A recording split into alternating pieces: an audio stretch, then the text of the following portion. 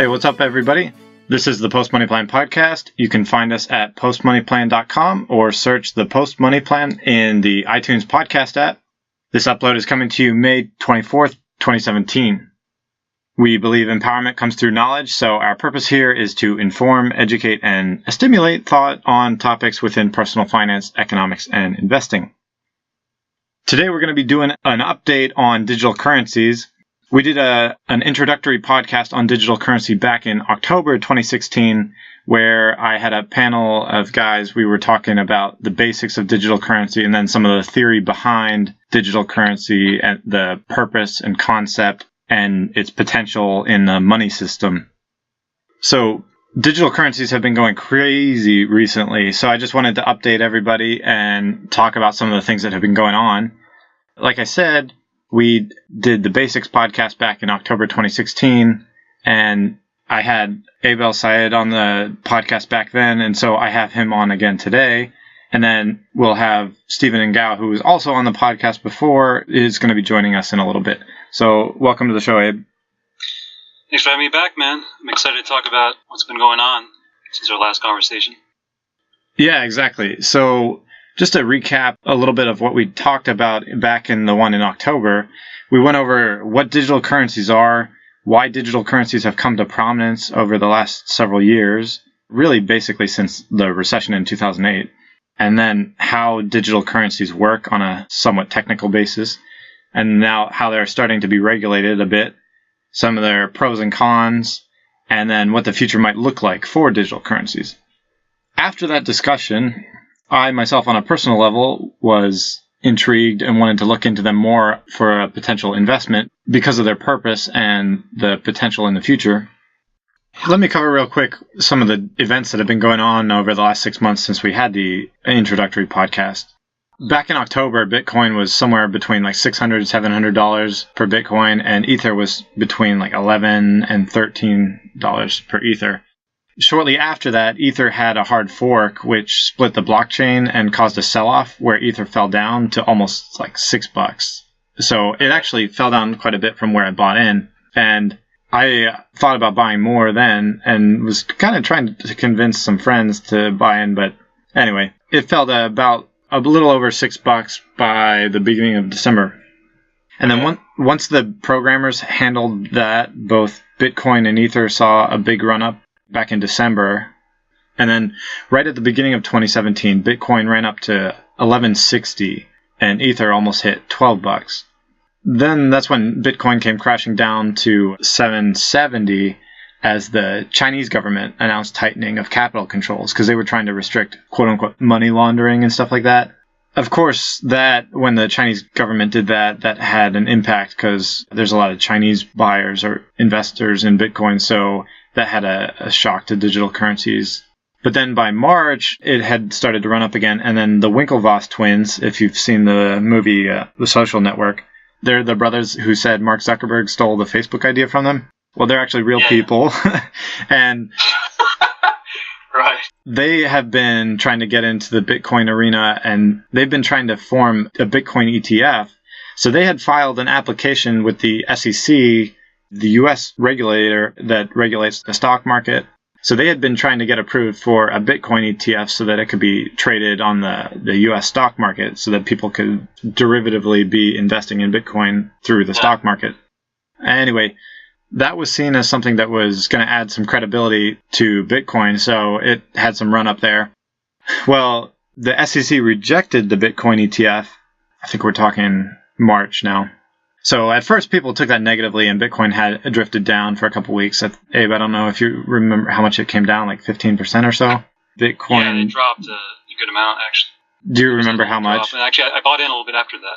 But then despite all that, digital currency started going absolutely bonkers in late April, and now through May, like they've just been absolutely going crazy. That's the thing, man. There's so many negative factors. Like it's like you said, it's not still being used as much as transactional currency. Well, the ETF is still not accepting it. I'd say the first fundamental news, initial inklings of like fundamental changes is where we got some news out of Japan where they're starting to put it into law. It's legitimized over there, I think. And I think it's much more legitimized there than here.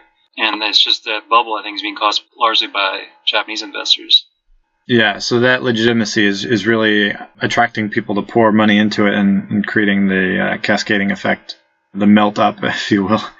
So now Bitcoin has passed 2,000. We're at above 2,200, and Ether's 170 or so. Abe, tell us a little bit about the thinking that went on in your mind and then what you ended up doing after our last podcast. Yeah, so I remember our last conversation mostly focused around, I think at that point, Bitcoin. That was what my focus kind of was since that point. I've kind of branched out a little bit recently, but most of my purchasing has been in Bitcoin. And what I did was actually I just kind of monitored the market for Bitcoin and tracked it. And I noticed it was sticking around between maybe $650, $700 for about the month after our conversation. So we're talking like October, November? Yeah, October, November. There was a little bit of growth, but not major movement. And actually I made my first purchase looking at that constant growth, thinking, maybe I should get into this, seeing as it's in a showing nice steady growth for the past, since basically July, it had been moving up steadily.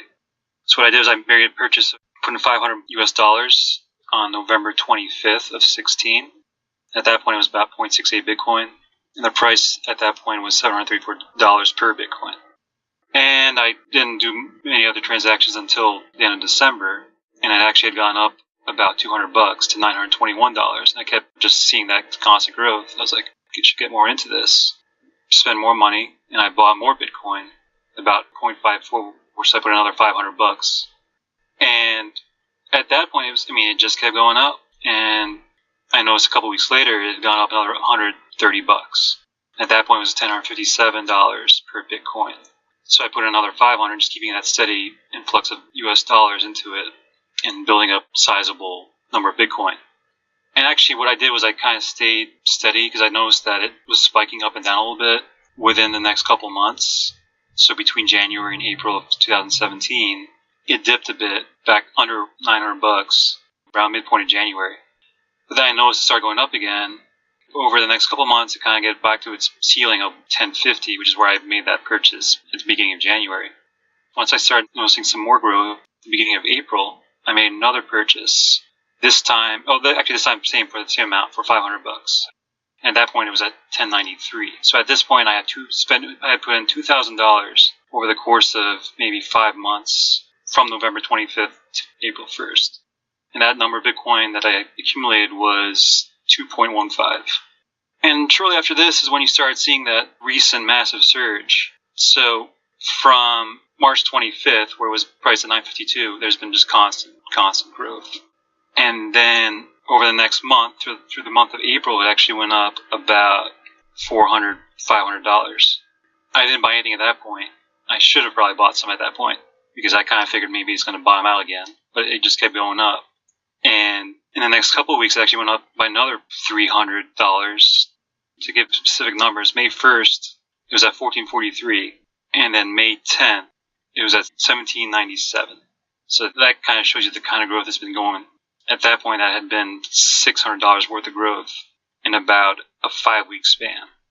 And I actually decided then on May 12th, seeing this constant growth, even faster than before, I made another purchase of $1,000 this time, which is only 0.54 Bitcoin, which kind of tells you when I made that first purchase of $500 in November, that was for 0.68. And I'm making that $1,000 purchase in May, it was only 0.54 Bitcoin. And at that point, it was priced at 1838. So it just kind of shows the recent growth since about the end of March. I haven't made any purchases until about last week. And you can tell right now it's at 2176 or thereabouts. And it's been hovering around 2250 all day today. So I definitely made a pretty good profit on that so far. I've accumulated 2.7 Bitcoin total over that 5-month span. And that's putting in a total of $3,000 US.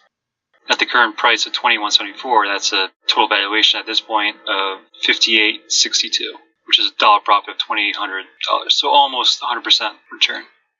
Good deal. You got some Ether too, didn't you?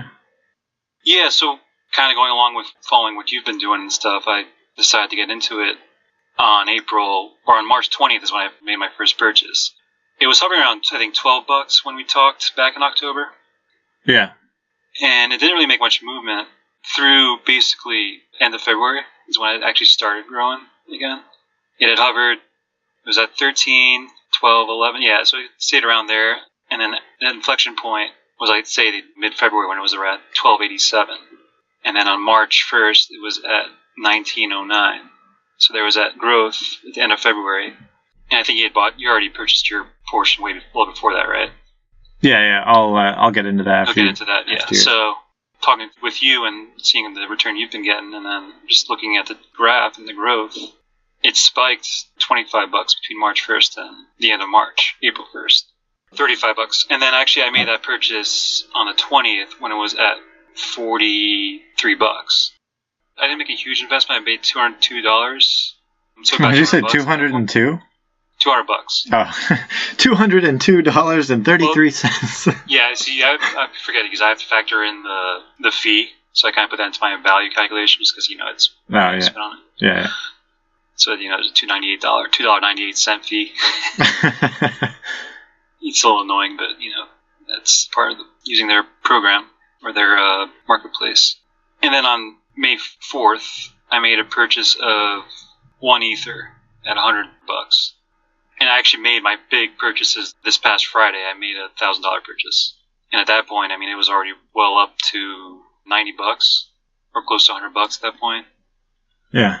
Between the 2 days, because I bought $500 one day, $500 the next day. And between those 2 days, the value changed dramatically. It's so crazy, right? Yeah. It's just insane. I was talking about Bitcoin earlier, but this is just a different level of growth. So actually it was 127 on Friday and then 186 on Saturday. Yeah, so that, I haven't really seen much return in that. I've made a total of 12.2 Ether that I own. I put in $1,320 into that, US dollars. With today's price, which actually has gone down since I did this. Right now, I think it's at 168. It's moving around a lot, but yeah. Yeah, it's so volatile. It's crazy. I've made $800 on it, which is actually pretty good. Basically, since I bought most of it the past few days, I already made an $800 return. So total, if you combine both, that's right now I'm pretty much up between $3,500 and $4,000. Nice. Yeah, but as you're proud to say, that's compared to what you've accomplished. Well, okay. You can probably get into that. What about the investment thesis or the thinking behind putting money in the first place? What was your thinking? After our conversation, I just wanted to track it for a bit. And at that point, I didn't really know much about Ethereum or the other cryptocurrencies, as they're known. I pretty much focused on Bitcoin because that had the most history, the most growth, the most data points. So that being that kind of analytical mind, I just wanted to make sure I was comfortable with the growth that it was showing and not think that there could be any sort of downturn. And the stability is what kind of got me into it because I figured, there is upside there, but the downside didn't seem to be that bad at that point when I got into it at the end of November. And I didn't want to put in too much right away because, being risk adverse and just not naturally wanting to put in a lot of capital that I don't want to lose. I put in here and there in increments, basically $500 4 times over the course of 5 months just to make sure that I'm not putting in too much. And then the more growth that there was and the more stability that it showed and the constant growth is what kind of kept me going and kept me reinvesting. And it just seems like what's happened over the past couple months with Bitcoin and then the past month with Ether, it's getting me a lot more optimistic about it and a lot less. I'm thinking about making a sizable purchase in the near future. Even with its growth that's had, I think there's still a lot of room for upside. Just because, I was telling you earlier, there's nothing precedent with this, right? This is a kind of market. There's not like a commodity market. It's not like a stock market. It's not like a traditional currency market. There's very little data. It's a very recent entity that can be traded upon. And I don't think everyone's entirely sure what's driving up price and what's causing the price fluctuations. I think there's so much supply and demand, man. Yeah, but what's causing that increase of demand? It's just a snowball, follow the leader kind of effect of everyone jumping on the bandwagon. The thing I think is I think there's still if you went around and asked people, do you know what Bitcoin is? What percentage of people are going to say they know what it is? Just walking around like a random sample in your neighborhood. So because of the huge run up in 2013, news and places started talking about Bitcoin. And that's the reason why people have potentially heard of Bitcoin. Most people that are outside of the sphere of being interested in this stuff. But even then, it's just I've heard of this thing. I don't really understand it. And I feel like we're kind of in that round 2 of that stage. And now it's like not just Bitcoin, but all of them, where it's having this explosion upward of all these digital currencies are skyrocketing up. And the higher they go, the more people are going to talk about them, and the more casual people are going to become interested in the market. Exactly. And it'll create that awareness. I think that's even bigger, like, plus for Ether, is that there's even far less knowledge about Ether than Bitcoin to the common casual consumer, right? Yeah. So I think that upside is built into that. Like you said, if there's a snowball effect with people getting more interest, I think, like I said before, I think the media hasn't really covered this recent spike very much. Like, I don't see many articles about it in CNBC, Wall Street Journal type media sites, right? I don't see any coverage, really. And I think what's going to fuel another possible surge in the future is if people we can talk about the US dollar and traditional currency and turmoil maybe in the socioeconomic climate. People might turn to something like this as, oh, this seems to be a stable source of currency, right? That isn't governed by banks or the government, right? Or controlled by the government. I was going to get into that in a bit, but yeah, I didn't mean to jump into that. But Bitcoin actually came about right around 2008 because of what was going on with the recession and market economies crashing and central banks floundering and trying to do all this hula hoops to fix the economy. And people started to have their doubts in whether the system was self-sufficient and whether the traditional central banks were able to sustain the system. And so that, I think, is what originally gave rise to the possibility of Bitcoin in the first place. And right. Yeah, that makes a lot of sense, because I think 2010 is when it really first started. You could really start first buying it, right? 7 years ago. Well, it first came onto the scene when it was like this anonymous. In October 2008, there was this guy, pseudonym person, Satoshi Nakamoto, who published a white paper on the internet about the theory of Bitcoin and the blockchain. And that's when it first came onto the scene. No, I was going to say, because you asked me about my main theory behind even purchasing now, or thinking about purchasing a bigger quantity, even though it's spiked so much.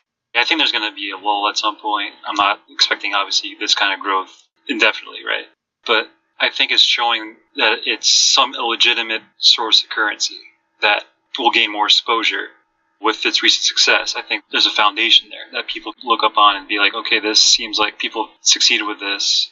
This seems like an alternative form of currency that if I don't want to have US dollars or any sort of other traditional currency, I can hold it on my hard drive even if I want to. Well, and have this form of money in my possession that's not being controlled by the banks or being controlled by the government.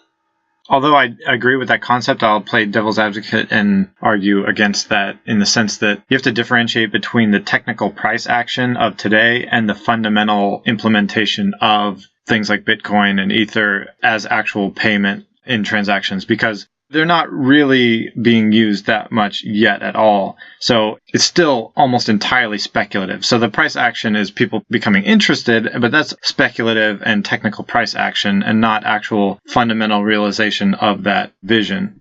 But I very much believe in that potential vision down the road, and that's why I'm interested and invested.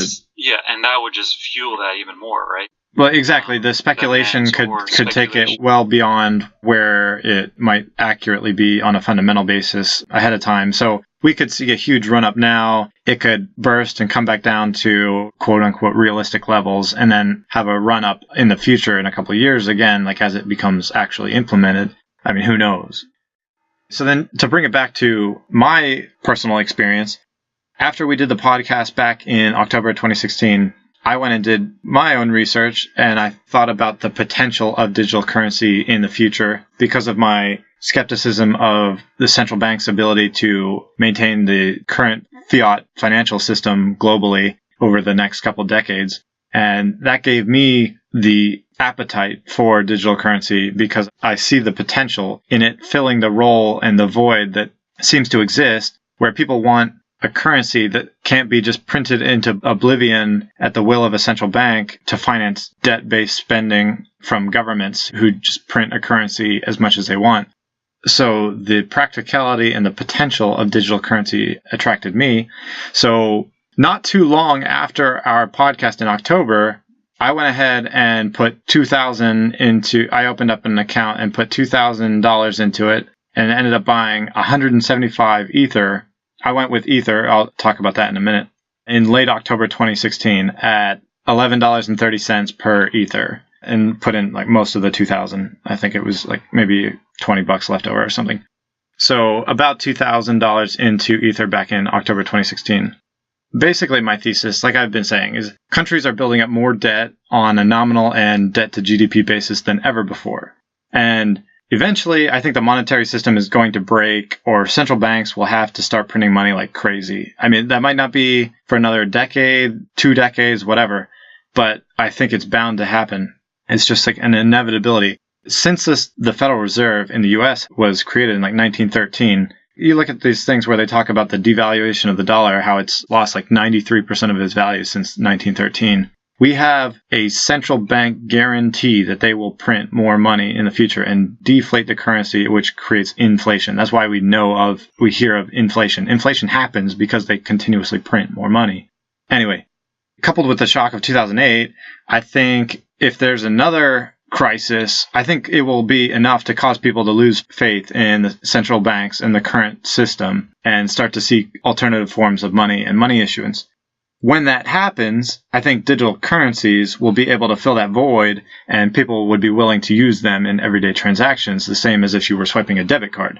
Because, I mean, what's the difference? If you just had a debit card that was linked to your online wallet or whatever, that had your Bitcoin or Ether or whatever, you had your digital currency on your card, pretty much the same as it is today. It's just instead of dollars, it's whatever the online currency is. That hasn't actually happened yet, and people aren't really using digital currencies to make transactions yet. So it's still purely speculative. But to put it into perspective on how huge digital currencies could become, this is how I'm looking at it. The U.S. money supply, so there's different measures. Like you could look at just purely cash that's been printed, but then you can look at like checking accounts, because that's mostly electronic. And then you can look at money market mutual funds, all this stuff. Well, they have different measures. There's like M1 money supply, which is very pure currency kind of thing. That's $3.4 trillion versus like M2 money supply, which is $13.5 trillion, which includes savings accounts and money market accounts. But those are still worth counting as cash, in my opinion. So the U.S. money supply, we're talking 13.5 trillion, and that's only dollars, let alone like euros, yen, pounds, all those things. So the point of that is that if you think about digital currencies replacing things like dollars, euro, yen, all that, and that's how many dollars we need to transact our business and how many euros we need to transact our business, what if that was the market cap of digital currencies? So as of this recording, the entire market cap of all digital currencies is somewhere around $75 billion versus the M2 money supply of dollars, which is 13.5 trillion. So if digital currencies were to replace the current M2 money supply of dollars alone, let alone world currencies, it would still have 180 times upside from today. 180 times. That's 18,000%. So the point to me is that even if digital currencies become 10% of that, the US because you don't want to, because that kind of event, it would have to be like a cataclysmic event where all entire digital currencies are eradicated, right? That would take a complete, almost melt down the entire economic system, right? Yeah, I'm just trying to give perspective of what that would be. But and I get what you're saying. If we think about the evolution of the money system, looking over the time period of the next several decades, I'm not talking about tomorrow. But anyway, that's the thinking for me in terms of people losing faith in the central banks and digital currencies replacing some of the current fiat money that's used by central banks. So I bought Ether over Bitcoin on the basis of its ability to grow more in percentage terms than Bitcoin because it was younger and newer and had less investment in it. And then also its enhanced security and the flexibility in its smart contracts that enable more diverse usage and application of Ether over Bitcoin. And then since then, I was kind of lucky in terms of finding out that banks had started to back Ether as well, and they formed a consortium to back Ether.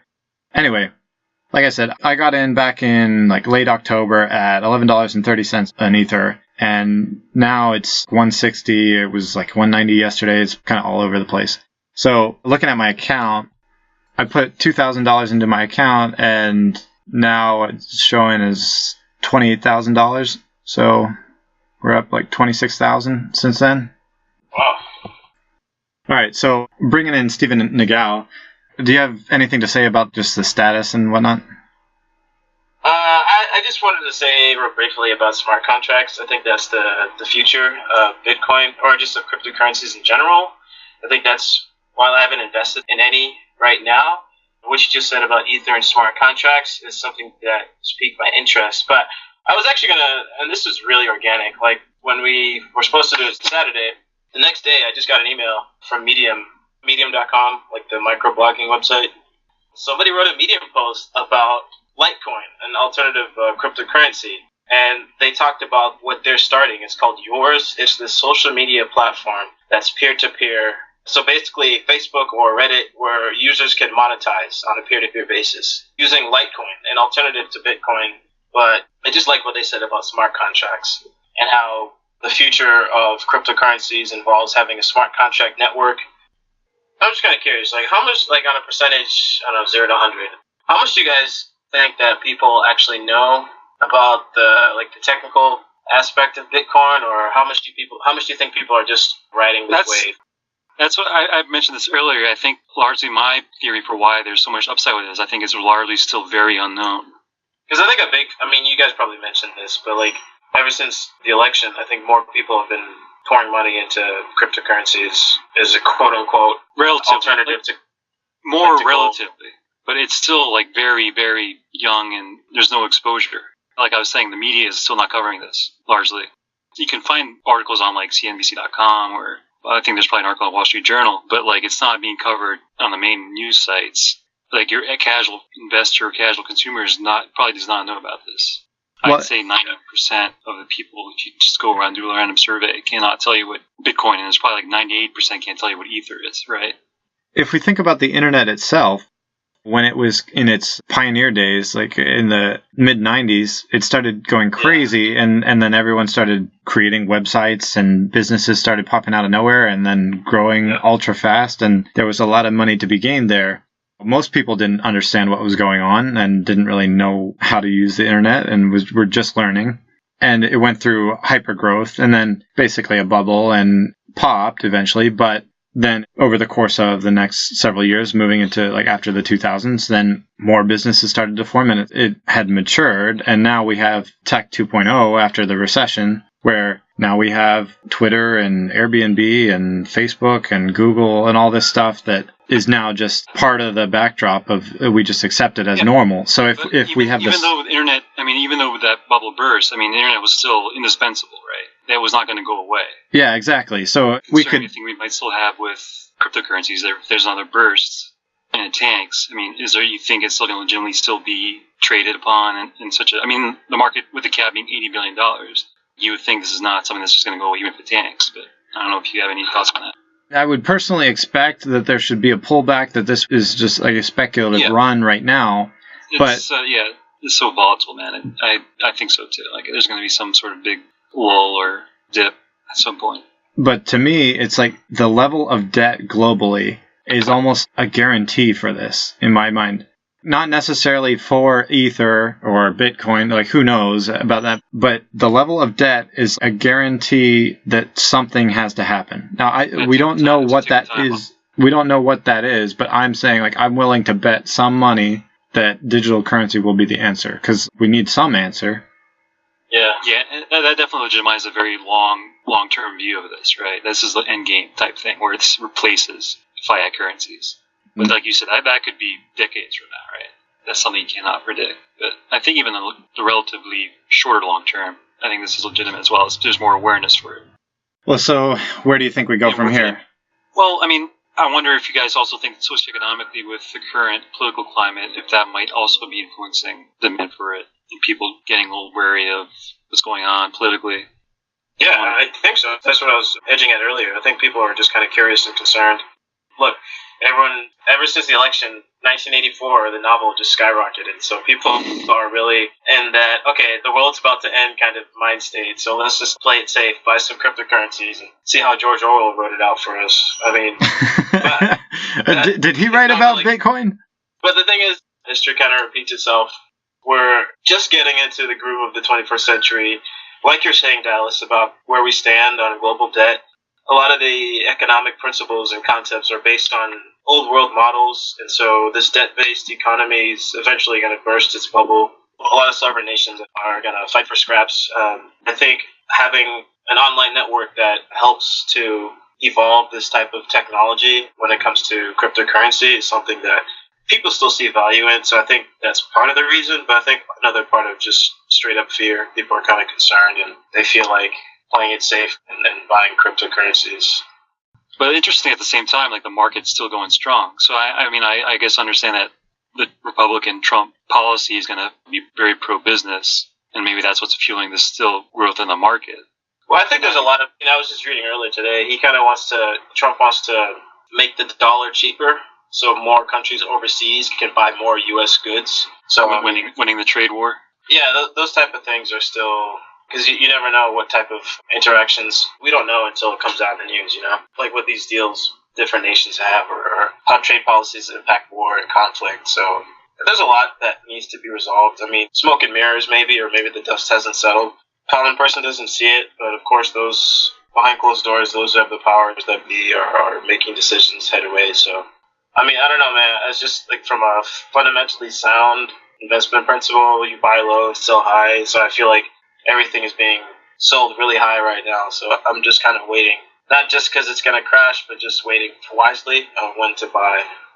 I really got to... If you have cash on hand, and I think you don't want to invest in the market, I think cryptocurrency might be a great place just to put some money in.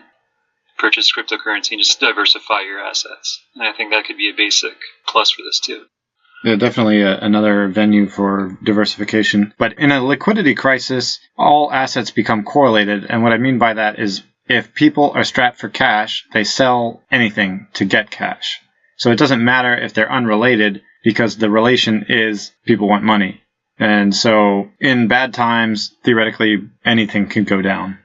Okay, that's interesting. So in bad times, all assets become correlated. Well, no, like in 2008, when things were really, really bad, people just had to sell whatever to get cash to pay off debts and stuff. Right. Okay, so we're going to cut it off there, but if things keep going crazy in the digital currency arena, then we can come back and do another update and talk about more details of the different currencies and the price action and all that. And then we could even talk about how to invest in digital currencies and set up an account, because it's actually not that complicated. But we'll see what happens over the next week or two. Anyway, thanks for joining us, guys. Thank you for having me. Good to talk to you, man. All right, catch us next time on another episode of the Post Money Plan podcast.